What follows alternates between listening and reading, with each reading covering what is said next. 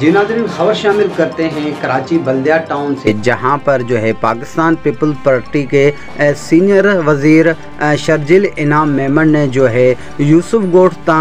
Tower तक जो है पीपल्स बस सर्विस का इफ्तिताह किया। अब मीडिया से गुफ्तगू करते हुए शर्जिल इनाम मेमन का कहना था कि पाकिस्तान पीपल्स पार्टी अवामी पार्टी है और आवाम की खिदमत पे यकीन रखती है, इसीलिए जो है हर बार जो है पाकिस्तान पीपल्स पार्टी को अवाम वोट देकर ऐवानों में मुंतकिल करती है, जहां पर जो है अवाम के बुनियादी मसाइल हल किए जाते हैं। इस मौके पर मीडिया से गुफ्तगू करते हुए